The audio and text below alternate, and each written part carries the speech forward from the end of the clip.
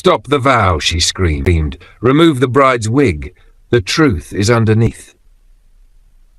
The church went dead silent. A dusty, barefoot woman stood at the doorway, hair tangled, dress torn, eyes blazing like fire. The microphone slipped from the pastor's hand, hitting the floor with a loud thud. Guests turned in shock. The bride froze mid-smile, her hand instinctively flying to her head. Whispers spread like wildfire. Who is she? What truth? Did she just say, "the wig"? The dusty woman staggered forward, pointing a trembling finger straight at the bride. "You can lie to everyone," she said, voice breaking, "but not to me. Remove it now." The bride's face twisted, half fear, half fury. "Who are you?" she snapped, clutching her wig tighter. "What nonsense are you talking about?" So, my beloved viewers, what truth lies beneath that wig? This is a tale of betrayal, cruelty, and secrets buried under silk and smiles. Subscribe and watch, because this wedding is about to expose everything. The church was glowing that morning. White roses everywhere, camera lights flashing, and ushers walking around like they were guarding heaven's gate. Everyone came dressed to slay. After all, it wasn't every day you got invited to the wedding of Miss Perfect Peace herself, Clara. The choir had just finished singing their last Hallelujah, and the pastor, smiling from ear to ear, asked Clara the golden question. "Do you, Clara Johnson, take Daniel Okoro as your lawfully wedded husband?" The whole hall went quiet. Even the generator hummed softly. Clara smiled shyly, ready to say those two sweet words, "I do," when suddenly, whoosh! Before the words left her mouth, her wig decided it had had enough. It started sliding down her head, gently at first, then faster like a thief escaping arrest. Gasps filled the air. Clara froze. Her eyes widened like a goat caught eating yam. She tried to grab the wig mid-air, but nope. Destiny had another plan. The wig flew forward and landed right into someone's hand, and not just anyone. Standing there, holding the wig like a trophy, was her childhood best friend, Rita. The same Rita who used to sleep on the same mat with her, eat the same Gary, share secrets, and promise they'd be besties forever. Well, forever just expired. "Jesu!" one old woman screamed, jumping to her feet. "What is this on the Lord's holy altar?" Daniel, the groom, went pale like he just saw a ghost. He rushed to cover Clara's head with his suit jacket, but it was too late. The congregation had already seen everything. Her scalp was on full display, neat cornrows with small faint scars, little dotted marks like a secret map. It looked strange, too strange for a regular hairstyle. Clara's lip trembled, her eyes filled with tears. "Rita, why?" she whispered. "Why would you do this to me here?" The women in headscarves were already shaking their heads and fanning themselves. Some covered their mouths, others looked ready to faint. To everyone, Clara looked like the poor innocent bride betrayed by a jealous friend. But then Rita raised the wig high like a flag. "You all want to know why?" she shouted. "Then let me show you." Everyone's eyes darted to the wig. Inside it were messy stitches and tiny embroidered letters, like initials written by hand. The hall grew silent. You could hear someone's phone vibrating in the back. Clara's mother jumped up from the front pew. "Rita, are you mad? Why are you disgracing my daughter on her wedding day?" But Rita's eyes were red and tired. "Ask her about Nancy," she said, her voice shaking but strong. "Ask your daughter about the sister she swore she loved." Daniel looked confused. "Nancy? But Nancy's missing. We've all been praying." Rita laughed bitterly. "Missing? Is that what Clara told you? Oh, that's rich." She turned to the crowd. "This wig, this so-called bridal glory, is carrying a secret, a dark one, and since Clara won't talk, I will." The pastor quickly grabbed his mic. "My daughter, please, this is not the right place." "When is the right place, Pastor?" Rita fired back. "When she becomes Mrs. Okoro and runs away, when everyone forgets Nancy, when the truth is buried with the poor girl." Clara's hands trembled. "Rita, please," she whispered. "You don't understand." "Oh, I understand." Rita said sharply, tears rolling down her face. I understand perfectly. She lifted the wig one more time, and before she could utter another word, Clara's knees buckled. She collapsed right there at the altar. Her white gown spread around her like broken clouds. The church went completely silent. Even the crying baby at the back stopped. Every head turned toward Clara. Daniel stood frozen, unsure whether to comfort his bride or demand answers. Rita lowered her hand slowly, breathing hard. The secret was out, or rather it was about to be. But before we judge poor Clara, let's rewind. Because to understand what brought us to this shocking Saturday, we need to go back to when two sisters still believed life was fair. Long before the wedding, Clara and Nancy were just two young girls sharing a tiny room behind their mother's provision store. They didn't have much, but they had dreams and each other. Nancy, the elder one, was the sunshine of the house, tall, smart, confident, the kind of girl who could make a whole market stop to greet her. When she smiled, people smiled back. When she talked, even adults listened. She was Mama Joy's pride. My first fruit, Mama Joy would always boast, the one that opened my womb.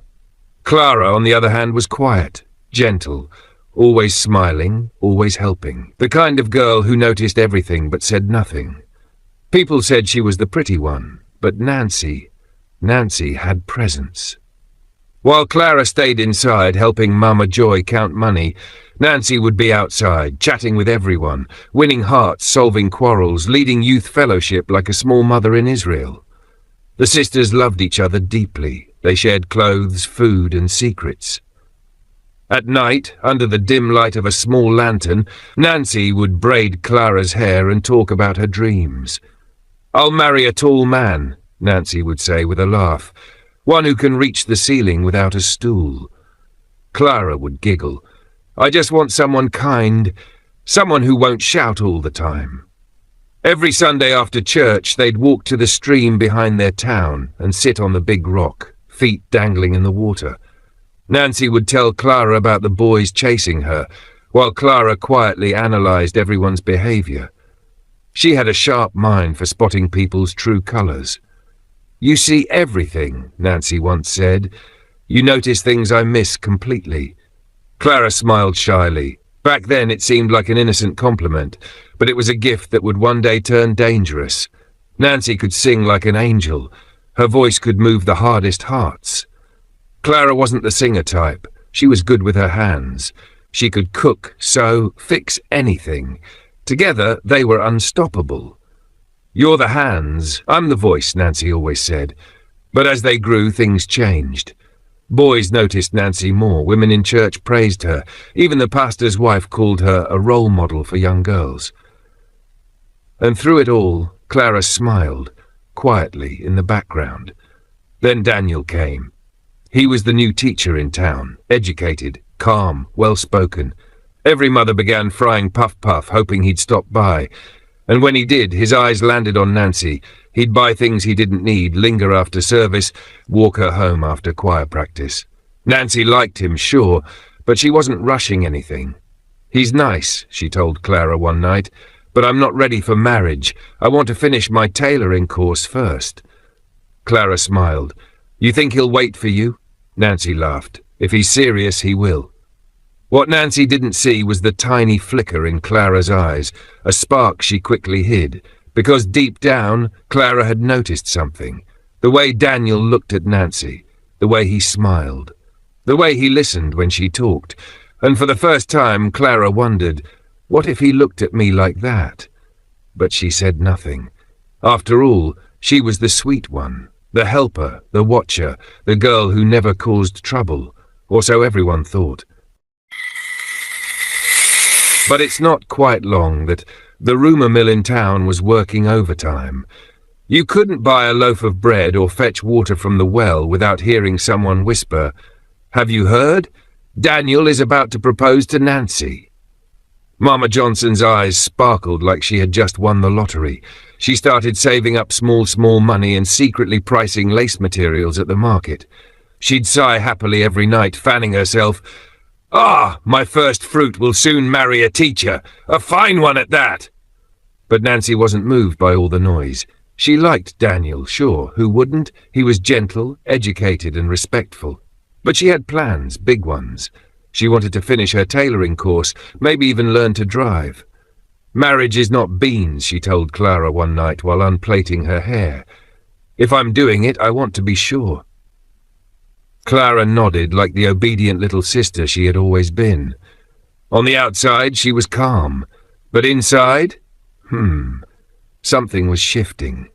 Every time she saw Daniel laugh with Nancy, something hot and sharp curled up in her chest. It wasn't anger exactly, but it made her heart thump harder than usual. She started thinking about what it would feel like if he looked at her that way, with those warm eyes and that gentle smile. But then she'd shake her head quickly. "No, Clara," she'd whisper to herself. "Don't even think it." Because she wasn't that kind of girl. She was the good sister, the quiet one, the one who never caused trouble, right? At least, that's what she told herself. Then came that cursed Tuesday night. The rain had been falling for days. The whole town smelled like wet soil and soaked firewood. Nobody in their right mind wanted to go out that evening, but Nancy had promised to help decorate the church hall for the upcoming harvest festival. "I'll go with you," Clara offered quickly, hoping to tag along. Nancy just laughed and waved her off. "You? Rest small, I beg. You've been on your feet all day in the shop. I'll be back before bedtime." So Clara watched from the window as her big sister tied her blue scarf, stepped into the misty night, and disappeared down the muddy road. That was the last time anyone saw Nancy alive and free. By midnight, Mama Johnson started pacing the floor, chewing her fingernails. By dawn, panic had moved into the house and refused to leave. When the cock crowed and Nancy's bed was still empty, Clara burst into tears. "My sister didn't come home," she cried, running into the street like a mad woman. Neighbors gathered, alarmed. "She said she was going to church. She should have been back hours ago." The pastor confirmed it. Nancy never reached the church. The choir had waited and waited, but the rain became too heavy, so everyone went home. "Maybe she changed her mind," one man suggested. "But Nancy doesn't just change her mind," another replied. "That girl is responsible. If she says something, she'll do it." Daniel nearly lost his mind when he heard. He didn't even wait to change out of his shirt. He joined the search party immediately. They combed every street, every footpath, every lonely corner in the rain. They asked everyone they could find. Nothing. 3 long days passed. The whole town was buzzing with worry. And then, it was Clara who found the first clue. She said she had gone to pray by the river, begging God to bring her sister home. That was when she saw something blue tangled in the bushes by the water. Her scream echoed across the quiet bank. It was Nancy's headscarf, the same one she had worn that night. The villagers came running. They dragged the river with nets. They checked both banks. They questioned fishermen, farmers, even stray goats, if they could talk. One old fisherman swore he'd seen a young woman walking toward the river that night. "It was raining," he said, "but she was wearing blue." "Are you sure it was Nancy?" someone asked. He shrugged. "It was dark, but maybe." Maybe? That one word carried more confusion than comfort. Soon, whispers began. Maybe she slipped and fell. But Clara shouted, "No! Nancy could swim. My sister would never just drown like that." She wept so bitterly that even the strong men dropped their torches. Her tears looked too real, her pain too heavy to doubt. Everyone pitied her, the sweet sister who lost her best friend. The police arrived from the big city, wearing shiny boots and carrying clipboards like they came to perform miracles. They asked plenty of questions, scribbled plenty of notes, and then shrugged. "No evidence of foul play," they said. "Looks like she went out in the rain and never came back. Tragic, but it happens." Mama Johnson refused to accept it. "My daughter can't just vanish," she cried. She offered a reward. Daniel spent all his savings hiring a private investigator. Clara organized prayer vigils and night searches. The whole community joined. Women cooked for the family. Men gave up weekends to comb the forests. The church held special services. Everywhere you went, you could hear the same prayer: Lord, bring Nancy home. Through it all, Clara was the perfect picture of faith. She held her mother whenever she fainted from crying. She thanked every neighbor who joined the search. She smiled through her tears and told everyone, I can feel her. Nancy's not gone. I'd know if she was gone. Daniel admired her strength. One evening, as she handed him a cup of tea, he sighed, Your sister is lucky to have you. Clara looked down shyly, hiding a small blush. We promised each other we'd always take care of one another, even if we were apart. Such a simple sentence, but it hit Daniel's heart hard. He began to see her differently, not just as Nancy's sister, but as a kind, selfless girl carrying the weight of everyone's sorrow. Weeks turned into months. The police packed up their files. The investigator ran out of clues. Hope started to fade like old fabric. People began saying the word no one wanted to say out loud, dead. But Clara never stopped visiting the river. Every Sunday, she'd sit on that big rock they used to share, hands clasped, eyes closed, whispering prayers. Sometimes she cried softly. Sometimes she just sat and stared at the water. Villagers would pass by and shake their heads. Such love, they'd say. Such devotion. Daniel began joining her too. He said it helped him feel close to Nancy's memory. They'd sit there in silence, listening to the wind, talking about Nancy's dreams. She wanted to learn how to drive, Clara said once, smiling faintly. She said every woman should know how to move without waiting for a man. Daniel nodded sadly. She was strong, independent, beautiful. Clara's eyes glistened. Yes, she whispered, she truly was. But as the seasons changed and Nancy never returned, something else quietly began to grow. Something that neither of them wanted to name. Because sometimes love doesn't begin with laughter. Sometimes it grows from shared pain, from long silences, from two people sitting by a river, mourning the same ghost. And that, my friend, was how it started. The slow, quiet shift from grief to something more dangerous. The kind of love that begins with tears and ends with a secret. At first, every trip to the river was a reminder of her, her laughter echoing in the breeze, her bold voice daring him to dream bigger.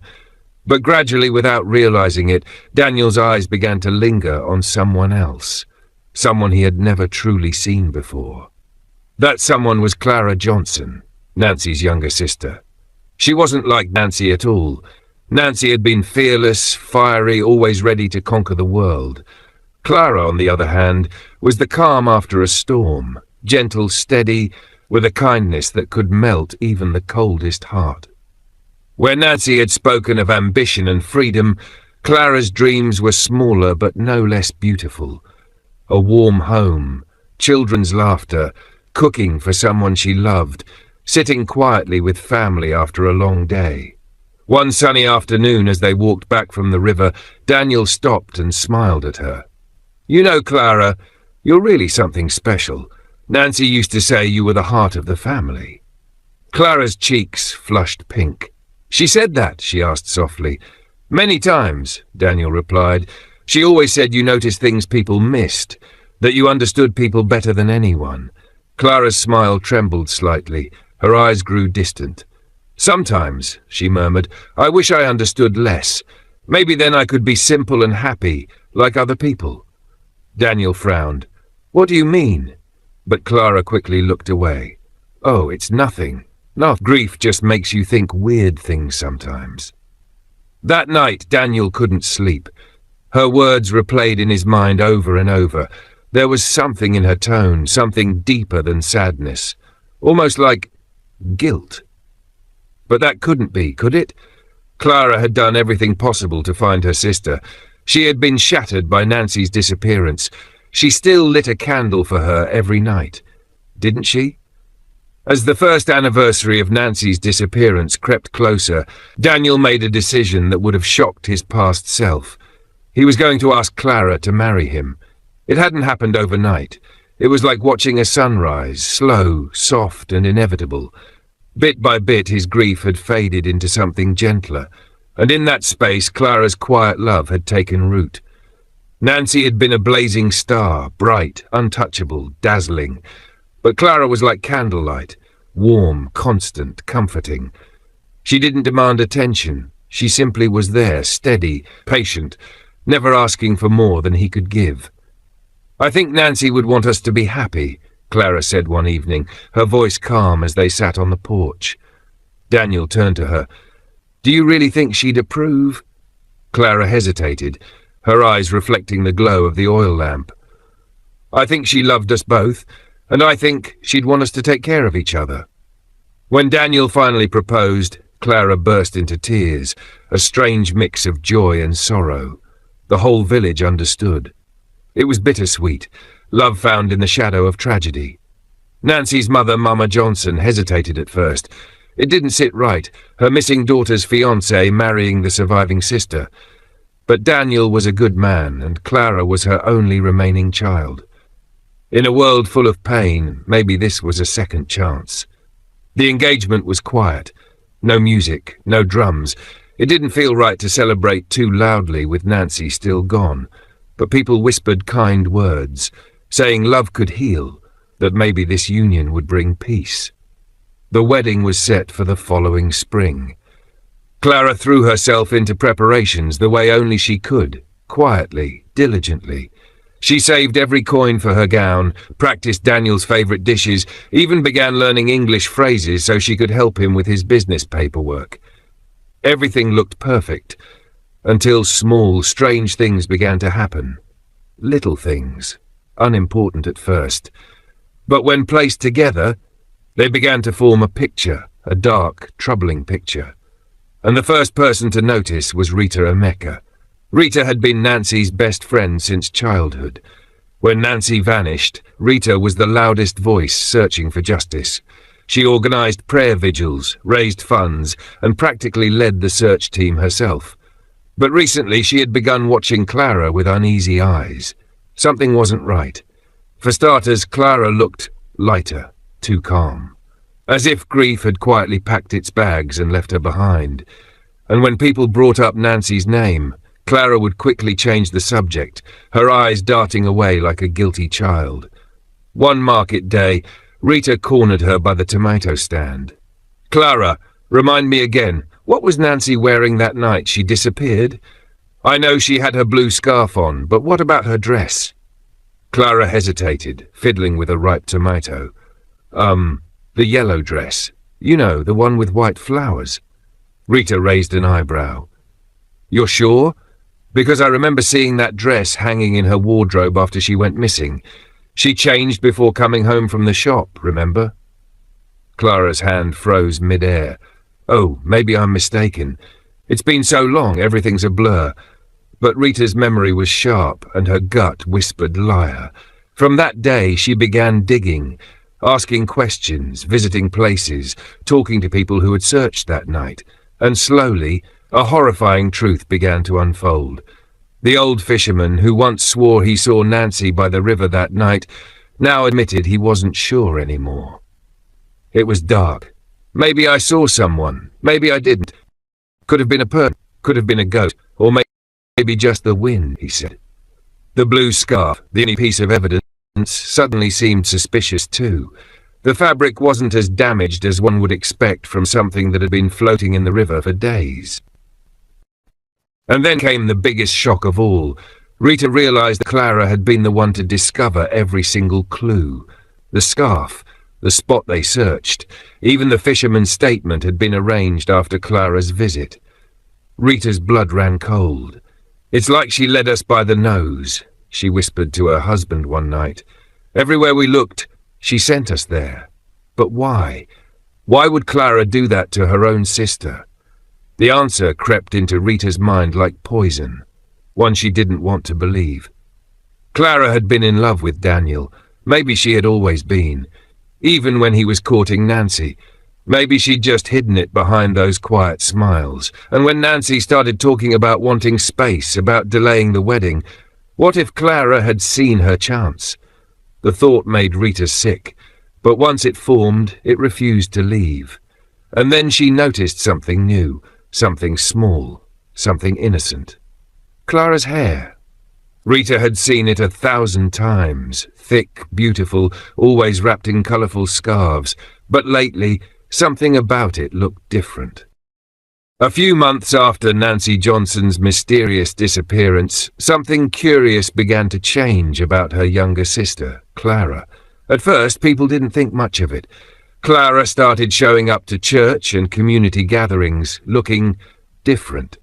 She had always worn her natural hair in neat braids or tied it with colourful scarves, but now, out of nowhere, she began wearing fancy wigs, curly ones, straight ones, shiny ones that bounced when she walked. "I just want to look more sophisticated," she told people with a sweet laugh whenever they compliment her new look. You know, more mature. Everyone nodded, smiling politely. After all, grief could make a person want change. Maybe a new look helped her cope. Nobody wanted to be cruel to the poor girl who'd lost her sister. But Rita Emeka, Nancy's childhood best friend, was not easily fooled. She noticed what others missed. Clara's wig was never off. Not during the hottest church service, not during prayer meetings that dragged on for hours, not even at women's fellowship gatherings when the heat was enough to fry an egg on the pavement. Every other woman in the hall fanned themselves like broken birds, loosening their scarves, patting their heads, or slipping outside for air. But Clara? Not a single strand of that wig dared move. One sweltering afternoon, during the fellowship meeting, Rita decided to act friendly. Just to see. "Clara, you must be roasting under that wig," she said kindly. "Come, let's step outside for fresh air." Clara smiled faintly. "I'm fine." "Come on, just for a minute," Rita insisted, gently touching her arm as they made their way toward the door. As they passed through the crowd, Rita's elbow brushed lightly against Clara's head, just a little bump, barely anything. But Clara's reaction? It was like she'd been electrocuted. She gasped sharply, grabbed her head with both hands, and let out a small cry. Her eyes filled with tears. Rita froze. "Oh my God, Clara, I'm so sorry. Did I hurt you? I barely touched you." Clara swallowed hard, forcing a shaky smile. "It's nothing, just a headache. This heat, it makes my head pound sometimes." Rita nodded, but inside something clicked. When her elbow brushed the wig, she had felt something strange beneath it, not a normal scalp. It had felt uneven, bumpy, like ridges or scars. Something wasn't right. From that day on, Rita became observant. She noticed that Clara's wigs were always elaborate and glued down tighter than a banker's wallet.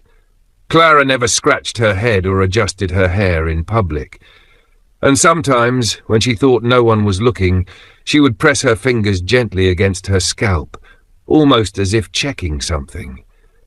Rita's suspicion burned brighter each day, but it was a conversation with Mama Ogechi, the town's elderly herbal healer, that finally set her heart racing. "Ah, that Clara girl," Mama Ogechi said casually when Rita mentioned her name. "She has been coming to me for treatment on her scalp." Rita blinked. "Her scalp? Why? What happened?" Mama Ogechi frowned, shaking her head. "She said she had sores that wouldn't heal. At first I thought it was from tight braids, but when I saw them, she clicked her tongue. They were not ordinary wounds. Looked like someone had grabbed her hair and pulled so hard that the scalp tore. The wounds got infected because they were left untreated for too long." Rita's heart dropped into her stomach. "When did this happen?" Mama Ogechi thought for a moment. "Hard to say. The scars suggest maybe 6 or 7 months ago, around the time that poor Nancy Johnson vanished. Such a pity." Rita's knees almost gave way. The pieces began to fall into place, painfully, terribly. What if Nancy hadn't just disappeared? What if there had been a fight, a struggle? What if someone had pulled her hair, and in that moment left marks on their own head too? And what if that someone was Clara? Rita knew she needed proof. Cold, hard proof. But how do you get a peek under someone's wig when they guard it like a crown? The opportunity came during the final wedding dress fitting. Clara had asked Rita to be her maid of honor. Grace didn't hesitate. She agreed. If she was going to uncover the truth, she needed to stay close. The fitting went smoothly until the tailor frowned. "The veil isn't sitting right," she said. "Maybe if you wore your natural hair instead of the wig, it would balance better." Before the words were even cold, Clara snapped, "No. The wig stays. We'll make it work." The tailor blinked in surprise. Rita smiled faintly. "Relax, sis, she was only suggesting." "I said the wig stays," Clara cut in sharply, her tone cold enough to freeze honey. That evening, after the others had gone, Rita lingered quietly outside the fitting room. Through the half-open door, she saw Clara alone, standing before the mirror, adjusting her wig. For one brief second, one glorious, terrifying second, the hairpiece shifted, and what Rita saw underneath made her gasp so loud that the room echoed. Beneath the wig, Clara's scalp was covered in small round scars, some faint, others deeper. But it wasn't just random scarring. They formed a pattern that made Rita's blood run cold. 2 letters, N and J, carved into Clara's skin. Clara spun around at the sound of Rita's gasp. Their eyes met in the mirror, and in that silent, trembling moment, both women knew. The secret was out. "How long have you known?" Clara asked quietly, her voice low, dangerous. Rita could barely breathe. "Where is she, Clara? Where's Nancy?" For a heartbeat, Clara's face softened, guilt flickering like a candle about to die. But then, snap, it vanished. Her lips tightened, her eyes cold. "I don't know what you think you saw," she said evenly, "but you're wrong. About everything." Rita stepped forward, trembling. "Those scars, Clara, the initials, you think I didn't see? Tell me the truth. What happened that night?" "I told you it's an accident," Clara snapped. "I hit my head on some old roofing metal. It got infected, that's all." "Don't lie to me," Rita whispered. "Please, where is Nancy?" Clara turned toward the door. Her voice dropped to a chilling calm. "And nothing you do, nothing you think you know, will bring her back. If you're smart, Rita, you'll keep your mouth shut and let me marry Daniel in peace." Rita stared, speechless. "And if I don't?" she finally asked. Clara's lips curved into a smile, but it wasn't her usual gentle smile. It was something sharp, venomous, like a snake baring fangs. "Then maybe," she said softly, "you'll have your own little accident. You know how these village roads can be, very slippery at night." With that, Clara brushed past her and walked out, leaving Rita alone in the room, trembling, staring at the mirror, realizing she might have just uncovered the truth about Nancy's disappearance, and might die for it. Back at the wedding event, the present. Everyone gasped after hearing Rita's trembling story. You could hear a pin drop. Even the choir members who had been whispering "Jesus" every 5 seconds went silent. And just then, Clara's knees buckled. Her perfectly powdered face went pale as chalk, her lipstick smudging slightly as her lips quivered. She looked like a mannequin losing balance in slow motion. The mighty bride of the year was finally cracking. Just then, Clara knelt at the altar, tears pouring freely down her face, her voice trembling with guilt. She whispered, "Daniel, there's something I need to tell you. About Nancy. About that night."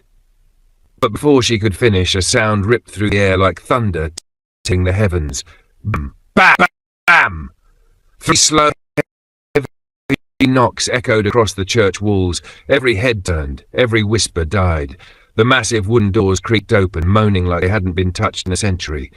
A golden light poured in, and in that light stood a figure, tall, still, and cloaked entirely in yellow. She didn't rush. No, she took her time, each step deliberate, heels clicking sharply against the marble floor. Click, click, click. With every step, her shadow stretched longer, creeping toward the altar like the truth finally crawling out of its grave. Something metallic glinted in her hand, a small silver cross, catching the sunlight as she walked. The congregation froze. You could hear hearts pounding louder than the organ. When the figure stopped at the center aisle, her face was still hidden in shadow. But then she lifted her chin, and the moment her voice filled the hall, cold, cracked, and fiery, everyone knew. "It's time," she said, her tone slicing through the silence. "The truth has been told." And just like that, the church exploded into chaos. Women screamed. Men gasped. One usher fainted so hard he dropped the offering tray. Mama Johnson collapsed on the front pew, her wig shifting dangerously as she clutched her chest. "Jesus, my daughter," she wailed. Daniel's knees almost gave way. He stared, trembling, eyes wide with disbelief.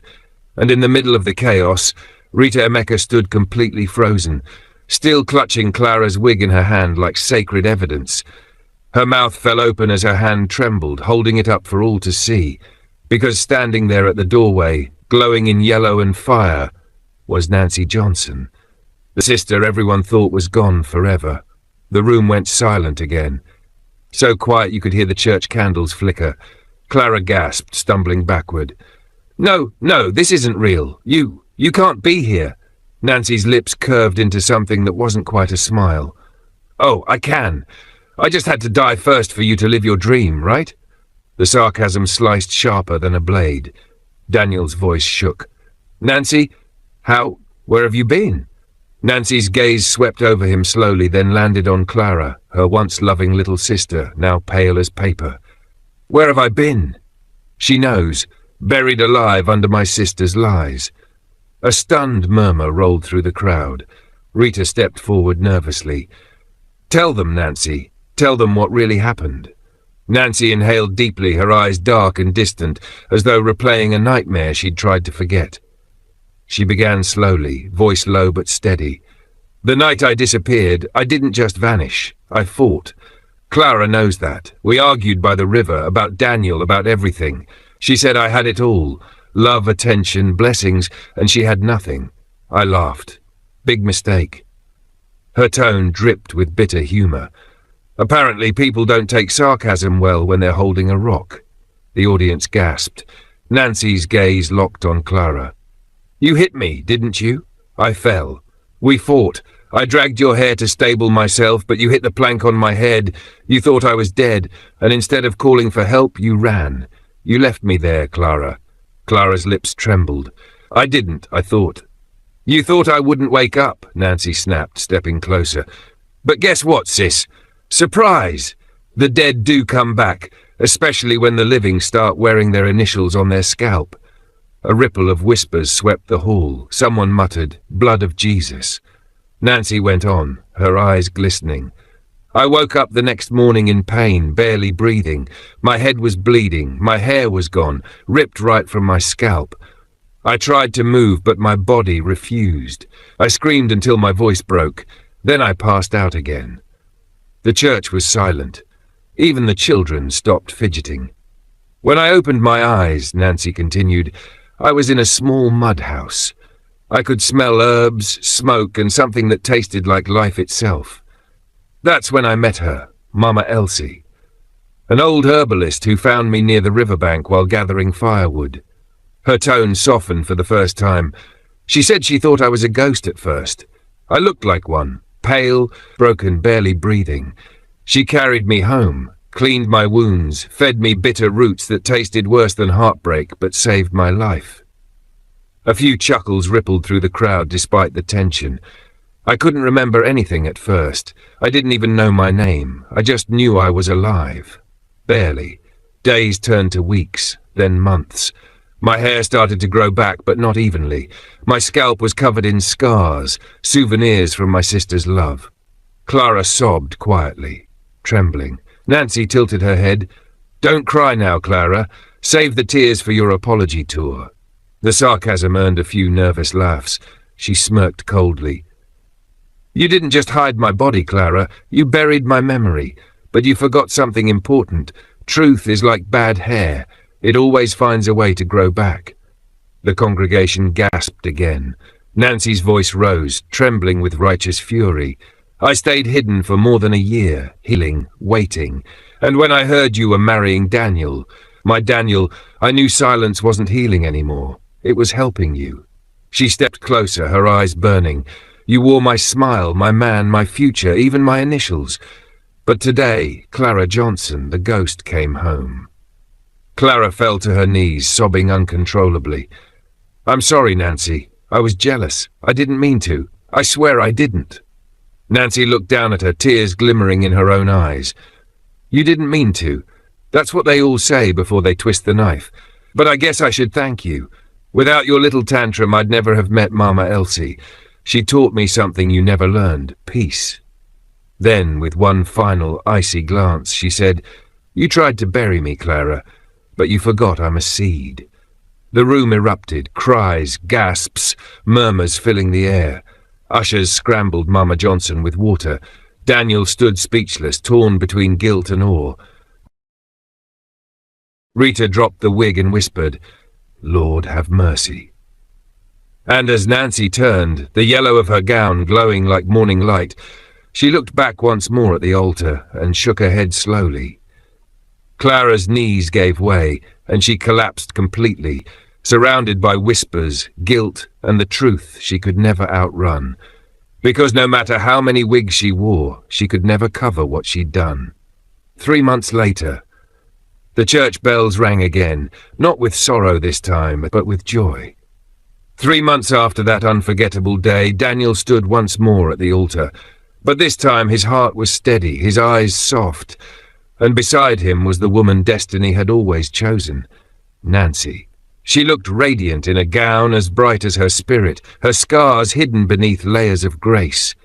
The sun streamed through the stained glass, casting golden light over her face, a face that had seen pain, betrayal, and rebirth.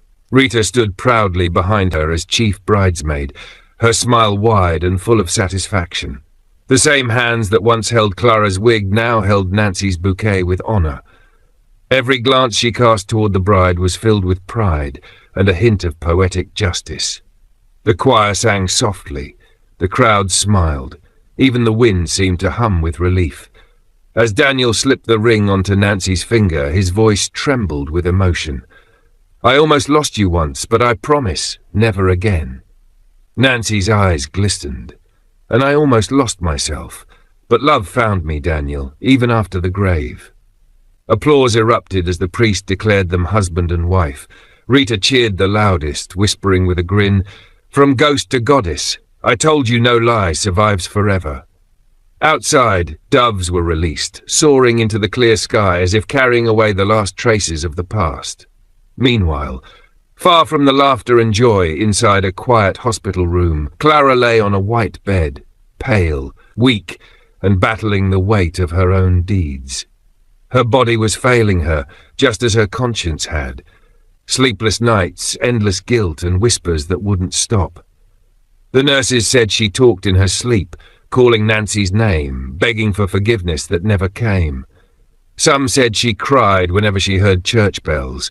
Others said she refused mirrors, afraid of what stared back. The doctors called it stress-induced illness. The elders called it karma. Either way, Clara was now a shadow of herself, nursing not one sickness but many. And while she faded in silence, Daniel and Nancy's love story bloomed again, proof that truth, though delayed, always finds its way to the altar. Moral lesson. You can borrow someone's crown, but you can never steal their destiny.